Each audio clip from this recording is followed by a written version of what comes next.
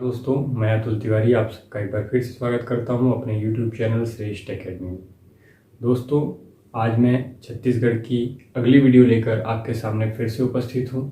जैसा कि आप सबको पता है, हम छत्तीसगढ़ की सीरीज चालू कर चुके हैं, जिसमें हमने ऑलरेडी प्रागैतिहासिक काल और आद्य ऐतिहासिक काल की चर्चा कर ली थी। इसकी विस्तृत चर्चा यदि आप देखना चाहते हैं तो मेरे पहले वीडियो को आप चेकआउट कर लें। लिंक आपको डिस्क्रिप्शन में मैं दे दूंगा, वहां से आप जाकर इसका पहला वीडियो देख सकते हैं, जहां पर हमने प्रागैतिहासिक काल और उनसे जुड़े प्रमुख स्थलों की चर्चा की थी। और उसके बाद मैंने आपको आद्य ऐतिहासिक काल के कुछ स्थलों की जानकारी दी थी। आज हम बात करने वाले हैं ऐतिहासिक काल के बारे में। ऐतिहासिक काल वह काल होता है, ये मैंने आपको पहले भी बताया था, जहां से लिखित साक्ष्य मिलने प्रारंभ हो जाते हैं, लिपियों का ज्ञान हमें हो जाता है, हमारी भाषा विकसित हो जाती है। और जब भाषा और लिपियों के आधार पर हम इतिहास का अध्ययन करते हैं तो उसे हम ऐतिहासिक काल कहते हैं। ऐसी लिपि या भाषा जिसे हम समझ सकते हैं, जिसे हम पढ़ सकते हैं, तो वह काल क्या कहलाता है? ऐतिहासिक काल कहलाता है। यदि भारतीय इतिहास के संदर्भ में मैं बात करूं तो यह ऐतिहासिक काल आपको देखने को मिलता है वैदिक काल और उत्तर वैदिक काल के रूप में। ये प्रारंभ होते हमको दिखता है कहाँ पर? इतिहास में, भारतीय इतिहास में। लेकिन चूंकि हम पढ़ रहे हैं छत्तीसगढ़ का इतिहास, तो छत्तीसगढ़ के इतिहास के संदर्भ में थोड़ा सा सिनेरियो अलग होता है। यहाँ पर वैदिक काल और उत्तर वैदिक काल की हम चर्चा नहीं करते, क्योंकि उनसे संबंधित स्थलों का ज्ञान हमें छत्तीसगढ़ से नहीं हो पाया है। इसलिए हम वैदिक काल और उत्तर वैदिक काल की चर्चा छत्तीसगढ़ में नहीं करेंगे। इसके स्थान पर हम दो प्रमुख ग्रंथों के आधार पर छत्तीसगढ़ की चर्चा करेंगे, जिसमें से पहला ग्रंथ है रामायण और दूसरा है महाभारत। इसे ही हम यहाँ का वैदिक काल या ऋग्वैदिक काल या उत्तर वैदिक काल मानेंगे, क्योंकि ऋग्वेद में छत्तीसगढ़ के किसी भी स्थल का जानकारी नहीं मिल रहा है। इसलिए हम ऋग्वैदिक काल को इग्नोर करेंगे और इसी प्रकार से उत्तर वैदिक काल को भी, कि वहाँ से हमें कोई भी साक्ष्य या जानकारी छत्तीसगढ़ के संदर्भ में प्राप्त नहीं होती है। लेकिन ये माना जाता है कि सबसे प्राचीन जो ग्रंथ है उनमें से एक रामायण, जिसके कुछ स्थलों का ज्ञान हमें छत्तीसगढ़ से मिला है, बहुत सारे साक्ष्य मिले हैं और इस ग्रंथ में छत्तीसगढ़ के विभिन्न स्थलों का उल्लेख हमें देखने को मिलता है। इसी को आधार मानकर हम आज के रामायण काल की चर्चा करेंगे। तो चलिए प्रारंभ करते हैं और देखते हैं रामायण कालीन छत्तीसगढ़। तो आज का हमारा जो टॉपिक होगा वो है रामायण काल या रामायण कालीन छत्तीसगढ़। ये हम छत्तीसगढ़ के संदर्भ में पढ़ने वाले हैं। चूंकि हम रामायण पढ़ रहे हैं, रामायण काल पढ़ रहे हैं, तो हम रामायण के बिना रामायण काल नहीं पढ़ सकते। इसलिए जो इसका आधार होगा, जिससे हमें ज्यादातर जानकारियां प्राप्त होंगी, वो होगा रामायण। रामायण, इस रामायण के जो रचनाकार है, रचनाकर्ता है, उनका नाम है वाल्मीकि। वाल्मीकि जी द्वारा ये ग्रंथ लिखा गया था, जिसे हम आज रामायण के नाम से जानते हैं। ये त्रेता युग की घटना है, जब राम पैदा हुए थे। त्रेता युग, आपको पता होगा कि 4 युगों में बांटा जाता है युग को। पहला है सतयुग, दूसरा है त्रेता युग, फिर द्वापर युग और कलयुग। कलयुग, जो आज हम जिस युग में रहते हैं, उसे कलयुग कहा जाता है। इसी प्रकार जिस युग में राम जी पैदा हुए थे या राम जी का जो कार्यकाल रहा होगा, वह जो युग कहलाता है वो त्रेता युग कहलाता था। और त्रेता युग से संबंधित ये घटनाएं हैं जिसे हम रामायण ग्रंथ के अंतर्गत अध्ययन करते हैं। तो ये रामायण जो ग्रंथ है वो लिखा गया है वाल्मीकि जी के द्वारा। इसमें कुल 24,000 श्लोक है। जो ज्यादातर प्रचलित ग्रंथ है, ज्यादा लोकप्रिय ग्रंथ है, वो रामचरितमानस है, क्योंकि इस ग्रंथ की जो भाषा थी वो संस्कृत थी। संस्कृत, रामायण की भाषा संस्कृत है, इसलिए यह जन सामान्य में लोकप्रिय नहीं हो पाया। जबकि रामचरितमानस जो है वो अवधी भाषा में लिखा गया है, इसलिए वह जन सामान्य में ज्यादा लोकप्रिय हुआ, ज्यादा उससे लोग जुड़ाव महसूस कर पाए, इसलिए वो ज्यादा प्रचलित हुआ। रामचरितमानस तुलसीदास द्वारा लिखी गई है, जबकि जो रामायण है वो वाल्मीकि द्वारा लिखी गई है। वाल्मीकि समकालीन थे, ऐसा माना जाता है। राम जी के समय के ही ये ऋषि हैं वाल्मीकि, और उन्होंने रामायण की रचना की थी, इसलिए इस ग्रंथ को ज्यादा ऑथेंटिक माना जाता है। तो इसी के आधार पर हम रामायण की चर्चा करेंगे। लेकिन छत्तीसगढ़ में जो रामायण का आधार होगा वो मैं आपको बताऊंगा। 2 और ग्रंथ इसमें हम सम्मिलित करेंगे। इस रामायण के अलावा, वाल्मीकि रामायण के अलावा भी 2 ऐसे ग्रंथ हैं जो छत्तीसगढ़ के साहित्यकारों द्वारा लिखे गए हैं और जिनको आधार मानकर छत्तीसगढ़ में कुल 75 स्थलों का चयन किया गया है, जिसे हम राम वन गमन पथ के रूप में देखने वाले हैं। तो पहले हम चर्चा कर लेते हैं रामायण से संबंधित कुछ तथ्यों के बारे में, फिर हम देखेंगे उन स्थलों की चर्चा करेंगे। ये रामायण है, इसकी रचना वाल्मीकि ने की है। इसमें कुल 24,000 श्लोक हमें देखने को मिलते हैं और इस ग्रंथ की जो रचना की गई है उसकी भाषा है संस्कृत। ये तो रामायण की चर्चा हो गई। रामायण में अब कुछ किद्वंतियां हैं जो छत्तीसगढ़ से आपको जोड़ती हैं, वो देखने को मिलती हैं। तो उन किद्वंतियों पे, उन आख्यानों पे हम बात कर लेते हैं कि वो क्या हैं और किस प्रकार से वो छत्तीसगढ़ को रामायण से जोड़ते हैं। तो पहली जो किद्वंती है वो एक अप्रकाशित ग्रंथ के अनुसार है, जिसे हम कौशल खंड के नाम से जानते हैं। इस कौशल खंड जो ग्रंथ है उसमें चर्चा की गई है कि जो आज हम छत्तीसगढ़ देखते हैं ये और प्लस इसके उत्तर का जो क्षेत्र है, ये दोनों ही क्षेत्र एक राजा थे, कौशल नाम के एक राजा थे, उनके शासन का क्षेत्र था।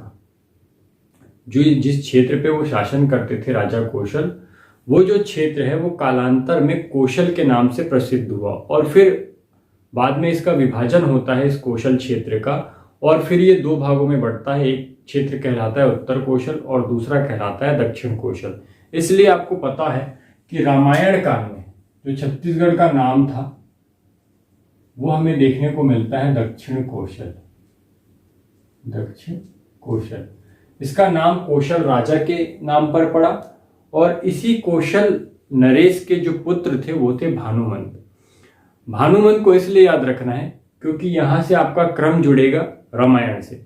भानुमंत की जो पुत्री है कौशल नरेश के जो पुत्र हैं वो है भानुमंत, और भानुमंत की जो पुत्री हैं उनका नाम है भानुमति। ये आप ध्यान रखें। इस समय जब कौशल नरेश नहीं रहते हैं, कालांतर की बात है जब उनके पुत्र आ जाते हैं भानुमंत, तो इस समय कौशल जो है वो दो भागों में बढ़ चुका होता है, उत्तर कौशल और दक्षिण कौशल। दक्षिण कौशल के जो शासक रहते हैं वो कहलाते हैं भानुमंत, मैंने आपको बता दिया। और उत्तर कौशल में शासन कर रहे होते हैं राजा दशरथ। राजा दशरथ का राज्याभिषेक किया जाता है, वो उस समय युवराज के पद पे रहते हैं और फिर उनका राज्याभिषेक किया जाना होता है। तो दक्षिण कौशल के जो शासक रहते हैं भानुमंत, इन्हें आमंत्रित किया जाता है उनके राज्याभिषेक में, और ये अपनी पुत्री भानुमति के साथ उस सभा में उपस्थित होते हैं जहां पर युवराज दशरथ का मिलन होता है भानुमति से। और फिर चूंकि उन्हें भानुमति पसंद आ जाती है तो वो भानुमति से अपना विवाह करते हैं, और इसलिए भानुमति को ही बाद में माता कौशल्या के नाम से जाना जाता है। क्योंकि वो कौशल प्रदेश से थी इसलिए उन्हें क्या कहा गया, कौशल्या। तो याद रखिएगा कि ये सबसे जो प्राचीन नाम है हमारा, वो क्या देखने को मिलता है छत्तीसगढ़ का, दक्षिण कौशल मिलता है। और यहाँ पर जो बोले जाने वाली भाषा थी वो कहलाती थी कोसली। ये नामकरण किसके नाम पर किया गया है, तो राजा कौशल के नाम पर किया गया है, क्योंकि यहाँ पर कौशल नरेश का शासन था, इसलिए ये क्षेत्र कौशल कहलाया। जिनके पुत्र भानुमंत थे और भानुमंत की जो पुत्री थी वो थी भानुमति, जिनका विवाह बाद में राजा दशरथ से होता है और उनका नाम बदल कर रखा जाता है माता कौशल्या। ठीक है, और इसी कौशल्या माता और दशरथ से जन्म होता है श्री राम जी का, जिनकी चर्चा हम आज करने वाले हैं, जिनसे हम इस पूरे टॉपिक को पढ़ने वाले हैं। तो ये आपकी एक कहानी थी। दूसरा आपको याद रखना है बस्तर का क्षेत्र। बस्तर का क्या नाम था, ये तो उत्तरी क्षेत्र हो गया, उत्तरी क्षेत्र छत्तीसगढ़ का, जो कि दक्षिण कौशल के नाम से जाना जा रहा है, जहां पर जिसकी भाषा क्या है, कोशली है। लेकिन वहीं पर जो बस्तर का क्षेत्र है उसे उस समय जाना जाता था दंडकारण्य के नाम से। दंडकारण्य इसकी भी एक किद्वंती है, एक कथा है। ये कहा जाता है कि एक शासक हुए इक्ष्वाकु और उनके पुत्र थे दंडक या राजा दंड। राजा दंड अपने जो गुरु होते हैं, मतलब राजा दंडक के जो गुरु होते हैं, उनका नाम था शुक्राचार्य, और उनकी शुक्राचार्य की पुत्री थी अर्जा। जो राजा दंडक है अपने गुरु से मिलने जाते हैं शुक्राचार्य से, और वहां पर उनकी पुत्री को देखकर मोहित हो जाते हैं, पर वह उनसे जो अभद्रता करते हैं वहां पर। उनकी पुत्री का नाम था अर्जा, और जो राजा दंडक है वो अर्जा से कुछ अभद्रता कर बैठते हैं, जिसके कारण जो उनके गुरु रहते हैं शुक्राचार्य, वो उनको श्राप देते हैं। और श्राप में ये कहा जाता है कि आप राजा दंडक होकर एक अबला नारी के साथ आप अनाचार कर रहे हैं, इसलिए आपका जो भी राज्य क्षेत्र होगा, जितना भी आपका राज्य क्षेत्र है, वो सब अरण्य में परिवर्तित हो जाएगा या वन में परिवर्तित हो जाएगा। ऐसा श्राप दिया जाता है राजा दंडक को, किसके द्वारा? शुक्राचार्य के द्वारा। और जब शुक्राचार्य उनको ऐसा श्राप देते हैं तो दंडक जो राजा रहता है, उसका जो भी राज्य क्षेत्र रहता है, वो सभी किस में कन्वर्ट हो जाता है? अरण्य या वन में कन्वर्ट हो जाता है। इसलिए इस क्षेत्र को क्या कहा गया? दंडकारण्य। दंड और अरण्य से ये शब्द बना है, दंडकारण्य। तो ये आपको याद रखना है कि बस्तर को क्या कहा जाता था? दंडकारण्य के नाम से हम जानते थे। ये दो किंवदंतियां या कथाएं आपको याद रखनी है जो कि रामायण काल से संबंधित है। अब ये छत्तीसगढ़ के परिप्रेक्ष्य में कैसे इंपॉर्टेंट हो जाता है? चूंकि माता कौशल्या छत्तीसगढ़ से थी, माता कौशल्या का जन्म छत्तीसगढ़ में हुआ था, इसलिए छत्तीसगढ़ को हम राजा राम के नैनीहाल के रूप में जानते हैं कि वो उनके माता का घर था, उनके नानी का घर था। इसलिए जो छत्तीसगढ़ के राम जी हैं वो भांजे लगते हैं। छत्तीसगढ़िया जो व्यक्ति है वो उन्हें भांजे के रूप में भी पूजता है। इसलिए आपको देखने को मिलता होगा कि छत्तीसगढ़ में जो भांजे होते हैं वो मामा का पैर नहीं छूते हैं, क्योंकि भगवान राम भगवान थे और भगवान से पैर नहीं छुआ सकते थे। इसलिए ऐसी मान्यताएं प्रचलित हो गई कि अब जो मामा है वो भांजे का पैर छूते हैं, ना कि भांजा मामा का पैर छूता है। तो ये एक कथा है जो कि छत्तीसगढ़ में ही विशेष रूप से देखने को मिलती है। ये जो प्रथा है हमको ये छत्तीसगढ़ में देखने को मिलती है कि हम भांजे की पूजा करते हैं, उनका सम्मान करते हैं। ये इसीलिए होता है क्योंकि जो राजा राम है वो छत्तीसगढ़ के भांजे हैं, छत्तीसगढ़ के निवासियों के भांजे, क्योंकि माता कौशल्या यहाँ से थी। माता कौशल्या का जो जन्म स्थल है वो चंद्रखुरी है, जिसे विशेष रूप से विकसित किया जा रहा है छत्तीसगढ़ सरकार के द्वारा। तो हम वहां से जोड़ेंगे इसको, अभी इसकी चर्चा करेंगे चंद्रखुरी की। लेकिन आपको ये बात याद रखनी कि माता जो कौशल्या थी वो चंद्रखुरी से थी और वो वहां पर जन्म हुआ था माता कौशल्या का, और वही नैनीहाल है राम जी का। चूंकि राम जी का नैनीहाल है, वहां पर उनके मामा और नानियां रहती थी, तो इसलिए हम भी भगवान को भगवान तो मानते ही हैं, और भगवान क्योंकि हमारे भांजे हैं इसलिए हम भांजे को भी भगवान के रूप में पूजते हैं। तो ये सारी किंवदंतियां हैं। अब चूंकि हम छत्तीसगढ़िया ऐसे तो रिश्ते में हमारे भांजे लगे राम जी, वो तो एक घटना है ही है, क्योंकि दूसरी तरफ वो हमारे भगवान भी हैं। तो हम विभिन्न लोक व्यवहारों में बार बार राम से जुड़ते दिखते हैं। हम नमस्ते की जगह राम राम कहते हैं। इसके अलावा आपने एक बहुत ही फेमस एक कविता सुनी होगी जो कि छत्तीसगढ़ में प्रचलित है, अटकन बटकन दही चटाका लौहा लाटा बन के काटा। ये बन के काटा, ये आप कविता अपने बचपन में जरूर सुने होंगे। इसका संबंध भी बताया जाता है सीता माता से। तो इस प्रकार से बहुत सारी और भी रीतियां हैं, जैसे कि एक पात्र होता है जिसे हम काठा के नाम से जानते हैं, जिससे जब धान की फसल होती है तो धान का जब बंटवारा किया जाता है किसान और मजदूर के बीच में, तो उस काठे का प्रयोग किया जाता है। उस काठे के प्रयोग की गिनती जो शुरू होती है वो राम से होती है, ना कि एक से। जैसे हम 1 2 3 4 इस प्रकार से गिनती गिनते हैं, तो हम एक के स्थान पर क्या कहते हैं? राम का नाम लेते हैं। ऐसा इसलिए करते हैं क्योंकि राम का नाम हमारे लिए शुभ है, और हम किसी भी कार्य की यदि शुरुआत कर रहे हैं तो वो राम के नाम से करेंगे तो वो कार्य जरूर सफल होगा। ऐसी मान्यता के साथ उस काठे से जब हम बंटवारा करते हैं तो उसको एक न कहकर एक काठा हुआ ऐसा ना कहकर क्या कहते हैं? राम हो गया, एक राम हो गया, ऐसा कहते हैं। तो वो एक की जगह किसका प्रयोग होता है? राम शब्द का प्रयोग होता है। इसी जुड़ाव को महसूस करते हुए, इसी लोकप्रियता, राम की लोकप्रियता को महसूस करते हुए भारत सरकार और छत्तीसगढ़ सरकार ने राम जी द्वारा जो 14 वर्ष के वनवास में घूमे गए जितने भी स्थल थे, जितने भी पर्यटक स्थल बने बाद में, जो कि भगवान राम जब वनवास होता है उनको तो वो यहाँ पर आते हैं, उन सभी स्थलों को विकसित करने का प्रण लिया है भारत सरकार और छत्तीसगढ़ सरकार में। तो इस संदर्भ में हम देखेंगे अब राम वन गमन पथ। राम वन गमन पथ, यह छत्तीसगढ़ सरकार और भारत सरकार दोनों के द्वारा ही ये योजना चलाई गई है। छत्तीसगढ़ सरकार मुख्य रूप से राम से जुड़ाव महसूस करती है, इसलिए छत्तीसगढ़ सरकार ने भी इसे अपनाया है। यदि भारतीय परिप्रेक्ष्य में बात करूं तो इसमें 248 माफ कीजिएगा 248 स्थलों को चिन्हित किया गया जिन्हें विकसित किया जाएगा श्री राम के जो वनवास के दौरान जहां पर वो रुके थे ऐसे स्थलों के रूप में। ये लगभग अपने वनवास के दौरान 10,000 किलोमीटर की यात्रा तय करते हैं, ऐसी मान्यता है। इसी से प्रेरणा लेकर जो छत्तीसगढ़ सरकार है उसने भी राम वनगमन पथ का विकास शुरू किया है। तो ये एक योजना है जो कि छत्तीसगढ़ सरकार के द्वारा भी चलाई जा रही है, ये आपको याद रखना है। इसकी जो शुरुआत हुई थी, इसकी जो शुरुआत की गई थी वो की गई थी 22 नवंबर 2019 को।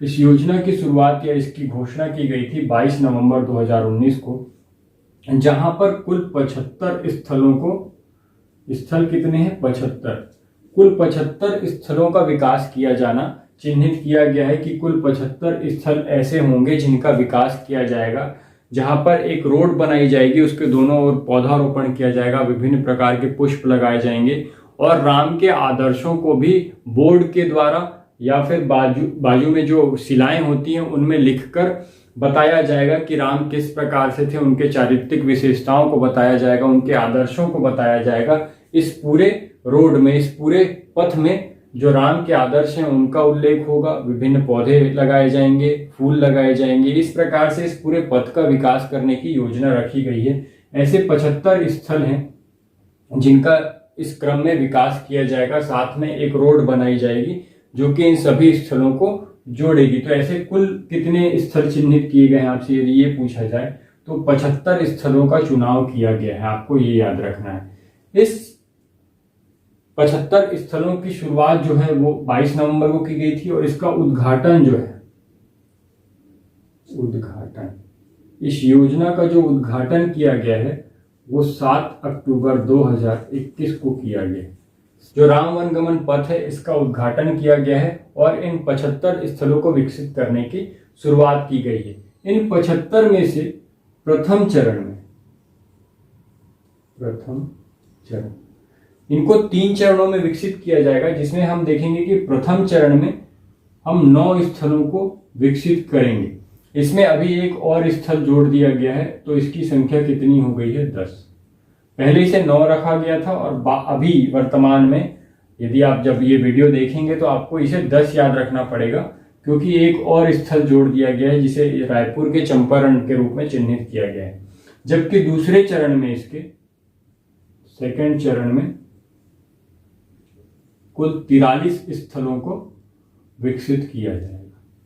इन स्थलों को किस आधार पर विकसित किया जा रहा है, इसका आधार क्या है, तो ये 2 ग्रंथों के आधार पर इन स्थलों को चिन्हित किया गया है। 2 प्रमुख ग्रंथ आपको याद रखने पड़ेंगे इसके लिए। पहला है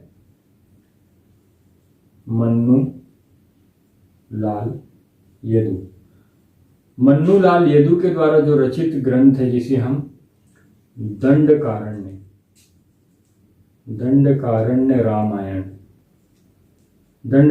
रामायण के नाम से जानते हैं। ये मन्नूलाल यदु द्वारा रचित ग्रंथ है दंडकारण्य रामायण। और दूसरा है हेमू यदु जी ने जो रचना की है उसे हम कहते हैं छत्तीसगढ़ पर्यटन में राम वन गमन पथ। ये जो 2 ग्रंथ हैं और साथ में वाल्मीकि रामायण, इसके आधार पर इन 75 स्थलों का चुनाव किया गया है, जिसमें से प्रथम चरण में 9 स्थलों को पहले विकसित किया जाना था, लेकिन अब इसकी संख्या 10 कर दी गई है, मतलब ये टोटल अब 10 हो गए हैं। और वहीं दूसरे चरण में 43 स्थलों को विकसित किया जाना है। इसके तीसरे चरण में बचे हुए सभी स्थलों को विकसित किया जाएगा। हम प्रथम और द्वितीय चरण में जो स्थल हैं उनकी चर्चा करेंगे। इन 9 स्थलों को आपको विशेष रूप से याद रखना है, इनकी मैं थोड़ी आपको डिटेलिंग भी बता दूंगा। बाकी 43 जो स्थल हैं इनके आपको केवल नाम याद रखने हैं।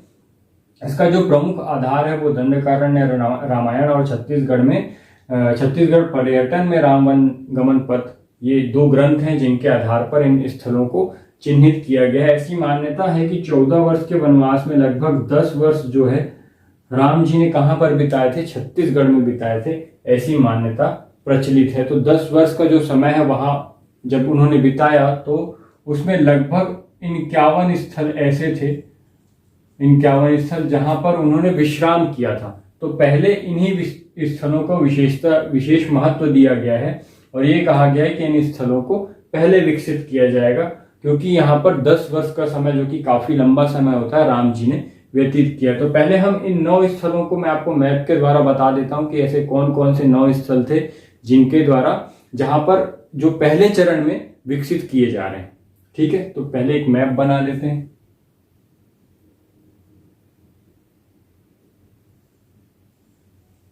ये हमारा छत्तीसगढ़,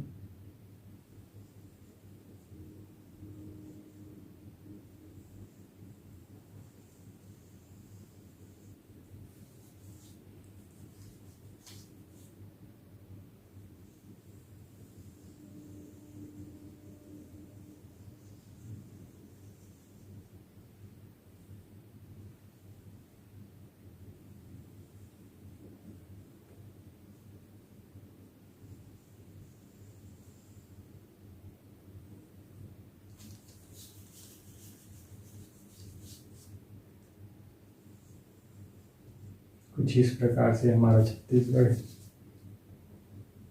ये इसे हम संभागों में बांट देते हैं। ये पहला संभाग, दूसरा संभाग, तीसरा संभाग, चौथा संभाग और ये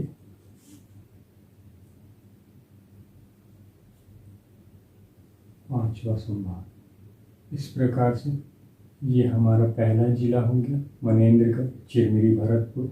दूसरा जिला कोरिया, ये आपका सूरजपुर। ये जो क्षेत्र है ये बलरामपुर का है। ये आपका अंबिकापुर और ये जसपुर। इसी के नीचे आपका आ जाएगा रायगढ़, जो कि बिलासपुर संभाग के अंतर्गत आता है। बिलासपुर संभाग, ये आपका कोरबा, शक्ति, जांजगीर चांपा।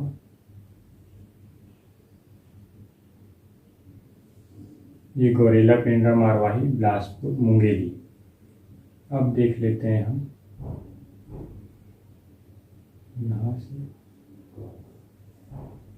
इस प्रकार से। ये आपका बलौदाबाजार जिला, ये रायपुर जिला,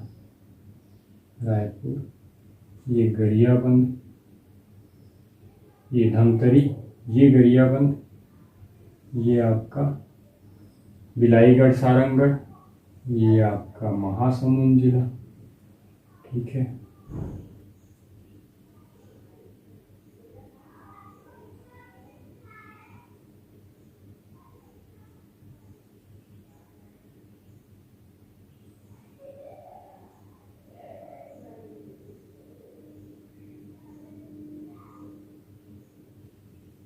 ये आपका बेमेतरा, दुर्ग, बालोद,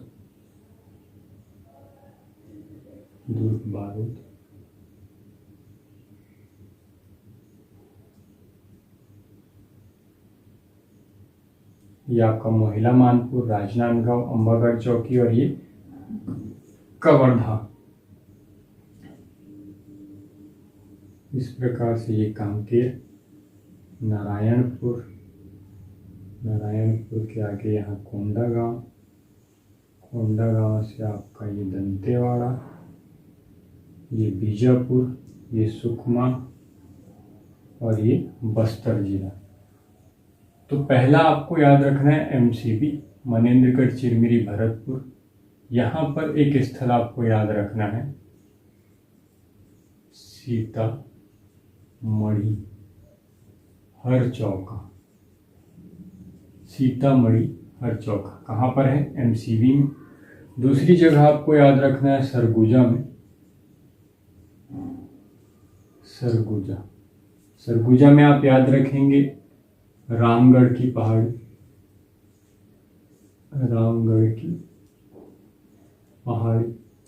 ये दूसरा स्थल आपको याद रखना है। तीसरा स्थल आप याद रखेंगे जांजगीर चांपा जिले में। इसे हम जानते हैं शिवरी नारायण के बारे में।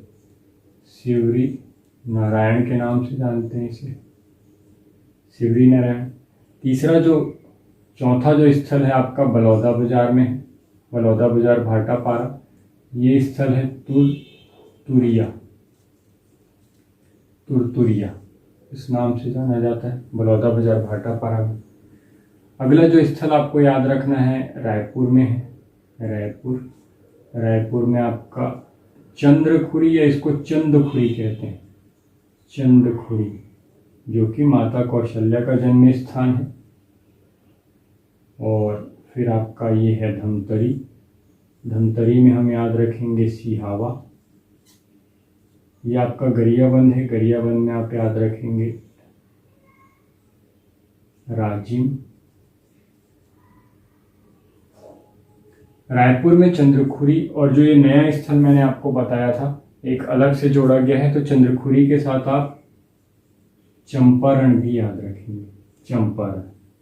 इसके अलावा हम देखेंगे बस्तर में जगदलपुर, और सुकमा में देखेंगे रामाराम। तो 1 2 3 4 5 6 7 8 9, ये 9 प्रमुख स्थल हैं जिन्हें पहले चरण में आपके लिए रामायण कालीन जो ये स्थल हैं इन्हें पहले चरण में विकसित किया जाना है राम वनगमन पथ योजना के अंतर्गत। पहली जो जगह है सीतामढ़ी हरचौका, जो कि मनेन्द्रगढ़ चिरमिरी भरतपुर में है। दूसरी जो जगह है रामगढ़ की पहाड़ी, ये सरगुजा में है। तीसरी जो जगह है वो आपके जांजगीर चांपा जिले में है, शिवरी नारायण। बलौदा बाजार में तुरतुरिया, रायपुर में चंद्रखुरी और चंपारण, ये नया स्थल है जो कि शामिल किया गया है इस योजना के पहले चरण में। उसके बाद गरियाबंद में राजिम, धमतरी में सिहावा, और बस्तर में जगदलपुर, और अंतिम जो जिला है सुकमा, जहाँ पर रामाराम आपको स्थल देखने को मिलता है। इन सभी स्थलों की हम विस्तृत चर्चा कुछ डिटेल पढ़ते हैं क्योंकि आपकी परीक्षा की दृष्टि से महत्वपूर्ण हो सकते हैं, इसलिए इसके संदर्भ में हम थोड़ा विस्तार से चर्चा कर लेते हैं। तो चलिए शुरू करते हैं। तो दोस्तों अब हम देख लेते हैं जो ये सीतामढ़ी हरचौका है, ये जो जगह है यहाँ से हम शुरू करेंगे और एक एक करके हम जो जितनी भी जगह हैं हमारी इन सभी की थोड़ी थोड़ी चर्चा हम करते चलते हैं, ताकि आपकी परीक्षा में यदि इससे संबंधित कुछ प्रश्न आए तो वो आपसे बन पाए। पहली जगह ले लेते हैं हम, ये है सीतामढ़ी हरचौका, सीतामढ़ी हरचौका ये पहली जगह है जो कि जिसका जिला क्या है मनेन्द्रगढ़ चिरमिरी भरतपुर। किस स्थल में है? मनेन्द्रगढ़ चिरमिरी भरतपुर में स्थित है ये स्थल। याद रखेंगे कि ये बनास नदी की एक सहायक नदी है मवई नदी के तट पर है, मवई नदी के तट पर स्थित है, मवई नदी के तट पर स्थित है सीतामढ़ी हरचौका। यहाँ पर कुल 17 कमरों की गुफा मिली है, 17 कमरों की गुफा। ठीक है, ऐसा माना जाता है कि छत्तीसगढ़ में ये पहला स्थल है जहां पर राम जी ने विश्राम किया था। तो आपसे पूछा जाए कि छत्तीसगढ़ का पहला स्थल जहां राम जी रुके, जहां राम जी विश्राम किए, क्योंकि यहाँ पर विश्राम किए थे इसलिए यहाँ पर पहली बार सीता माता ने रसोई बनाई थी। रसोई मतलब खाना बनाया था, इसलिए उस जगह को किस नाम से जाना जाता है? चौका मतलब किचन को ही चौका बोला जाता है, उसे ही रसोई कहा जाता है, चौका कहा जाता है, किचन कहा जाता है। क्योंकि यहाँ पर पहली बार उन्होंने भोजन बनाया था तो इसलिए इसे क्या कहा जाता है? सीता रसोई के नाम से भी जाना जाता है, सीता रसोई के नाम से जाना जाता है। सीता रसोई के नाम से जाना जाता है। पहला स्थल है जहां पर राम जी ने पहली बार विश्राम किया था। यहाँ पर कुल 17 कमरे हैं, गुफा है, गुफा के अंदर 17 अलग अलग कमरे हैं। ये मवई नदी के तट पर है। इसमें से 12 कमरों में हमें शिवलिंग की प्राप्ति होती है। आपको पता होगा कि राम जी जो है वो शिव के भक्त थे, इसलिए सभी जो कमरे हैं 12, यहाँ पर क्या मिला है हमको? शिवलिंग मिला है। इसके अलावा ये आप याद रख सकते हैं कि एक ऋषि होंगे, हम बाद में देखेंगे एक जगह अतर मुड़ा करके या अतर मरा करके वहाँ पर एक ऋषि रहते हैं, अत्रि ऋषि, जिनकी पत्नी होती है माता अनुसुईया। और माता अनुसुईया ने पहली बार जो ज्ञान दिया था सीता माता को वो यहाँ पर दिया था, सीतामढ़ी हरचौका में। माता अनुसुईया द्वारा, माता अनुसुईया ने माता सीता को नारीत्व का ज्ञान दिया था, सीतामढ़ी हरचौका। तो सीतामढ़ी हरचौका में आपको याद रखना है कि पहली बार सीता माता ने यहाँ पर रसोई बनाई थी, खाना बनाया था, इसलिए हम इसे सीता रसोई के नाम से भी जानते हैं। माता अनुसुईया ने उन्हें नारीत्व का ज्ञान दिया था इस स्थल पर। छत्तीसगढ़ का पहला स्थल है जहाँ पर राम जी ने विश्राम किया। ये पहला स्थल है जहाँ पर राम जी ने विश्राम किया था। यहाँ पर कुल 17 कमरे हैं, जिनमें से 12 कमरों में हमें शिवलिंग की प्राप्ति हुई है। ये मावई नदी के तट पर हमें देखने को मिलता है। मवई क्या है? मवई बनास की सहायक नदी है, आपको ये याद रखना है। अब देखते हैं हम दूसरा स्थल, जिसे हम रामगढ़ की पहाड़ी कहते हैं।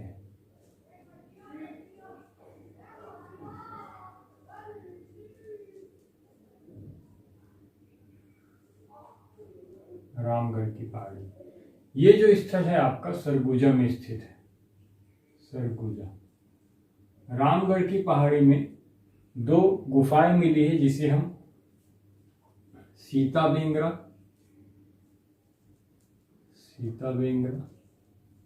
व लक्ष्मण बेंगरा के नाम से जानते हैं।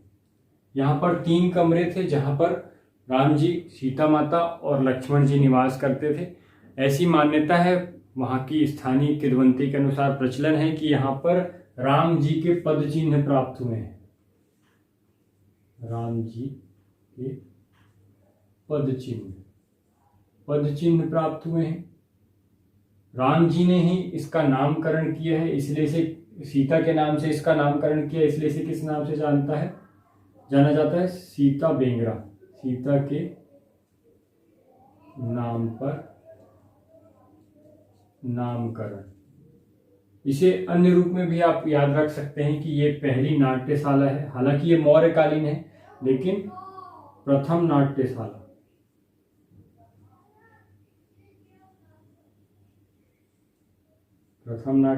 है। यहाँ पर कालिदास ने मेघदूतम की रचना की थी। कालिदास ने, ये गुप्त काल से संबंधित है, मेघदूतम की रचना की। तो ये दूसरा स्थल है रामगढ़ की पहाड़ी, जो कि सरगुजा जिले में है। सीता बेंगरा व लक्ष्मण बेंगरा गुफा खोजी गई, जिनमें 3 कमरे हैं, जिन्हें राम जी ने सीता के नाम पर रखा था, इसलिए इसे सीता के नाम पर ही सीता बेंगरा कहा जाता है। और राम जी के पद चिन्ह यहाँ से प्राप्त हुए। यहाँ से भी बहुत सारे शिवलिंग आपको देखने को मिलेंगे। ये विश्व की प्रथम नाट्यशाला बताई गई है। इसके अलावा कालिदास ने यहाँ पर मेघदूत की रचना की है। तो ये फैक्ट आपको याद रखना है रामगढ़ की पहाड़ी के संदर्भ में। तीसरा स्थल देखते हैं सिवरी नारायण। सिवरी नारायण जो स्थल हमें देखने को मिलता है, ये है जांजगीर चांपा जिले में है। ये संगम पर स्थित है। यहाँ पर 3 नदियों का संगम है, जिसमें जोंक,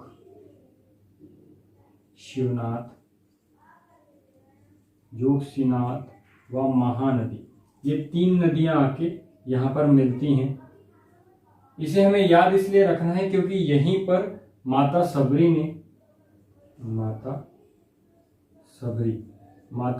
ने राम को जूठे बेर खिलाए। इसके अलावा यहाँ पर नर नारायण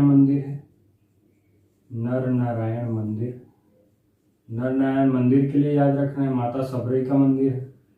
माता संबरी का मंदिर है। और इसी सिवरी नारायण को हम पुरुषोत्तम तीर्थ के नाम से जानते हैं। पुरुषोत्तम तीर्थ के नाम से हम इसे जानते हैं। यहाँ पर एक वट वृक्ष है जिसके पत्ते जो है, मतलब बरगद का एक पेड़ है जिसके पत्ते दोने के आकार के होते हैं। ऐसी मान्यता है कि इसी पेड़ के पत्तों पे रखकर जो माता सबरी हैं वो राम जी को बेर खिलाती हैं, और बेर खट्टे ना हो इसलिए वो हर बेर को चखने के बाद ही राम जी को देती हैं। ये उनका वात्सल्य रहता है, उनका प्रेम रहता है राम जी के प्रति, और इसलिए यह जगह फेमस हुई है। यहाँ पर आपको मतंग ऋषि का आश्रम देखने को मिलता है। मतंग ऋषि का आश्रम कहाँ पर है ये पूछा जाए तो आप याद रखेंगे सिवरी नारायण में मतंग ऋषि का आश्रम है। इन्हीं मतंग ऋषि के आशीर्वाद से ये उन्हें पता चलता है कि बाद में जब राम जी आएंगे तो वो सबरी से जरूर मिलेंगे, ऐसा आशीर्वाद देते हैं मतंग ऋषि सबरी माता को। और फिर राम जी जब वनवास प्राप्त करते हैं तो वनवास के दौरान वह माता सबरी से मिलते हैं, और यहाँ पर ही सबरी माता ने उन्हें जूठे पेड़ खिलाए थे, जिसके कारण यह स्थल प्रचलित है सिवरी नारायण के रूप में। तो आपको तीसरा स्थल जो याद रखना है वो सिवरी नारायण के रूप में याद रखना है, और ये जानकारियाँ इसके बारे में याद रखनी है। अब हम बात करेंगे अगले स्थल हमारे तुरतुरिया के बारे में, जो कि बलौदाबाजार जिले में स्थित है। जो हमारा चौथा स्थल है वो है तुरतुरिया। तो अब हम बात कर लेते हैं तुरतुरिया के बारे में।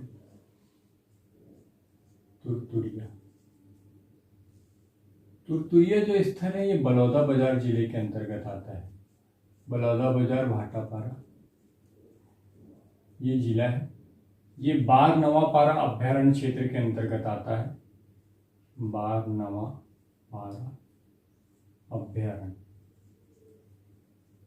बारनवापारा अभ्यारण्य जो है उसके अंतर्गत ये क्षेत्र आता है। इसके बारे में विशेष बात आपको ये याद रखनी है कि यहाँ पर वाल्मीकि का आश्रम है। वाल्मीकि ऋषि जिन्होंने रामायण की रचना की उनका आश्रम है। लव या कुश की जन्म स्थली, लव व कुश। लव और कुश जो है ये राम जी के पुत्र हैं।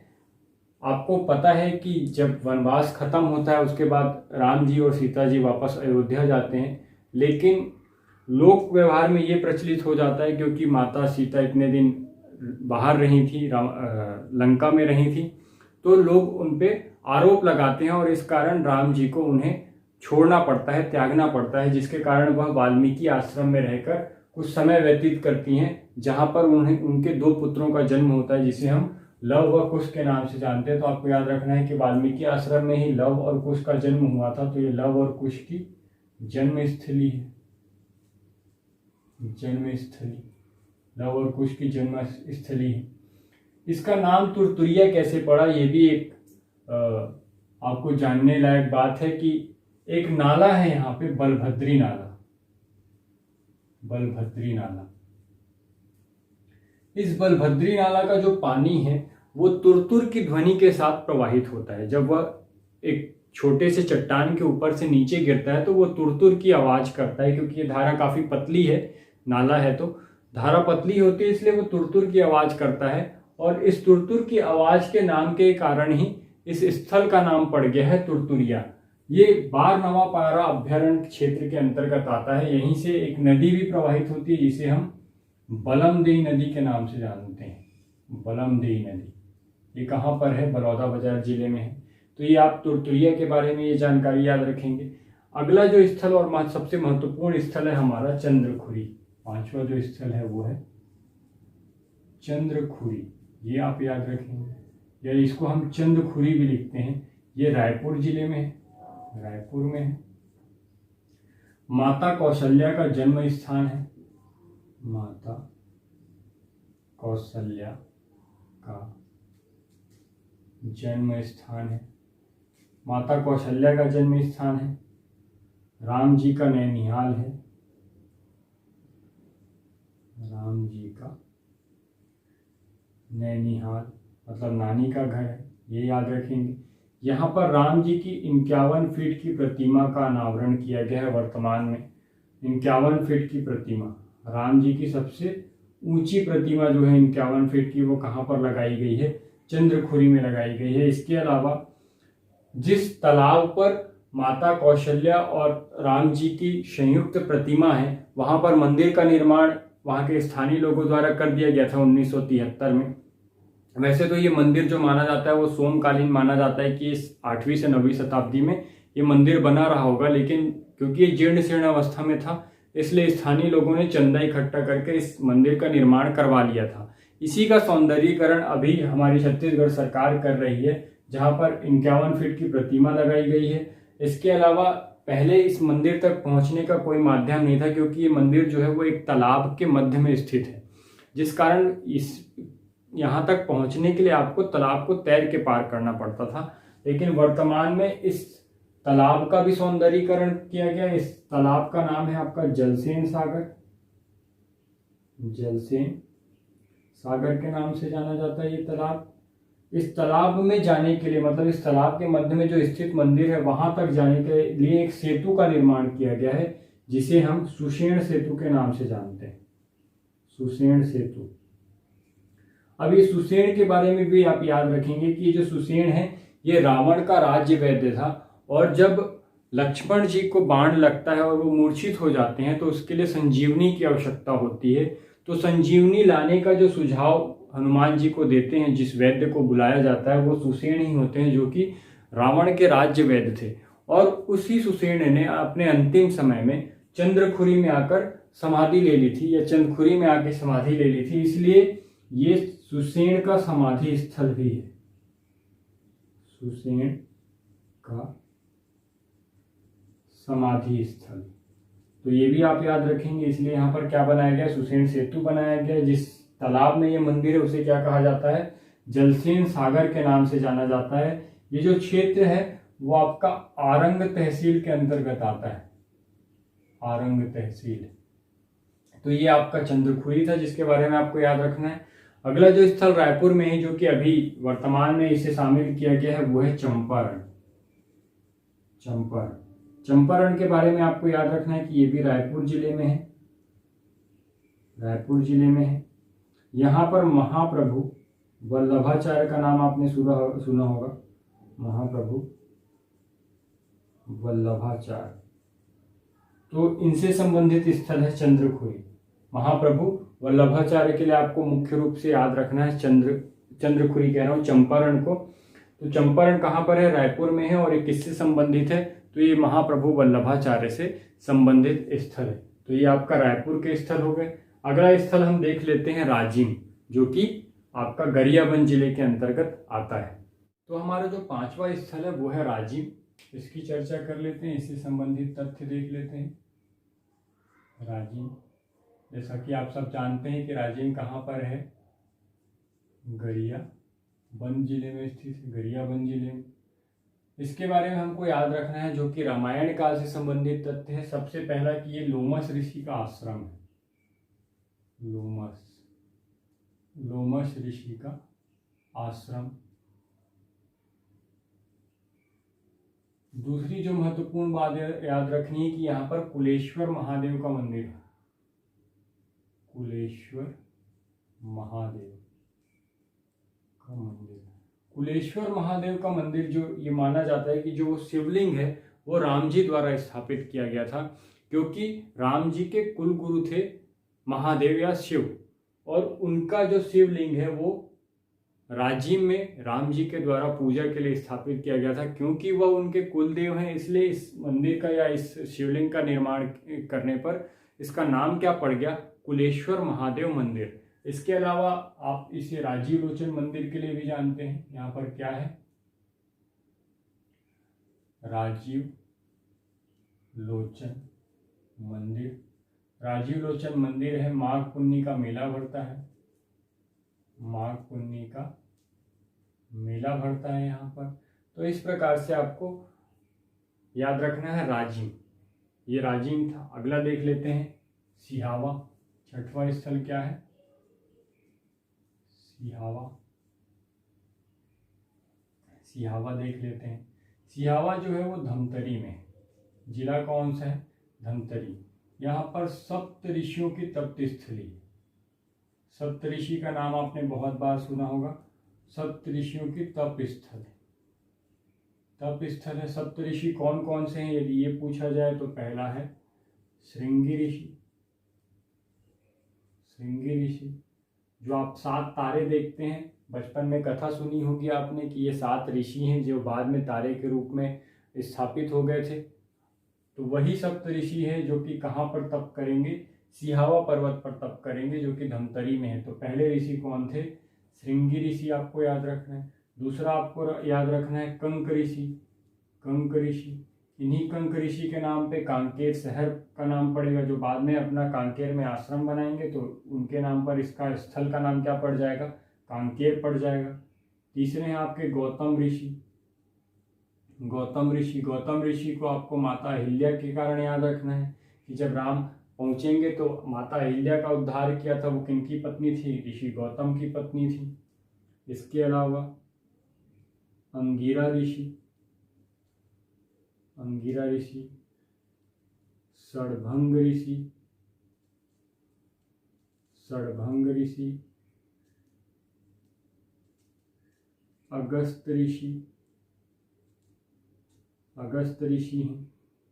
इसके अलावा मुचकुंद ऋषि हैं, 1 2 3 4 5 6 7।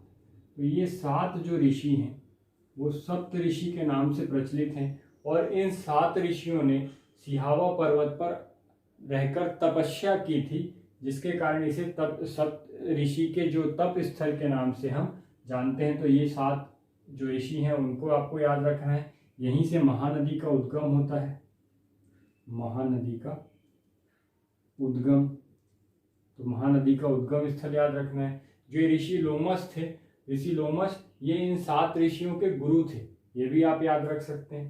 तो ये आपका सिहावा था जो कि कहाँ पर है, धमतरी जिले में। जगदलपुर के बारे में आपको ज़्यादा जानकारी नहीं याद रखना है, बस ये याद रखना है कि चूंकि राम जी जो है अपने यात्रा के दौरान इस जगह से होकर चित्रकूट गए थे, इसलिए जगदलपुर को भी विकसित किया जा रहा है। तो ये जगदलपुर। उसके बाद रामाराम जो कि सुकमा जिले में है।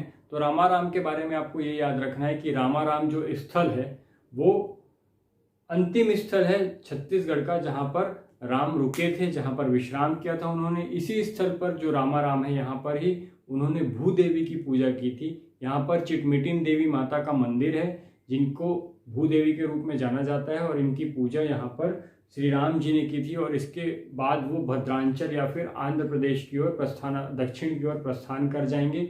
और इस प्रकार से यही जो 10 स्थल हैं, जो 9 स्थल हैं, प्रथम चरण में 9 स्थल और फिर चंपारण मिलाने पे 10 स्थल, जिनका विकास प्रथम चरण के अंतर्गत किया जा रहा है। तो ये आपकी पहली वीडियो थी। अगले वीडियो में हम 23 स्थलों की चर्चा करेंगे जो कि रामायण काल से संबंधित है, जो कि द्वितीय चरण में आपके विकास किया जाना है, जिसका उसकी चर्चा हम अपने नेक्स्ट वीडियो में करेंगे। यदि आज का वीडियो आपको पसंद आया हो तो इस वीडियो को लाइक, शेयर और सब्सक्राइब करना ना भूलें।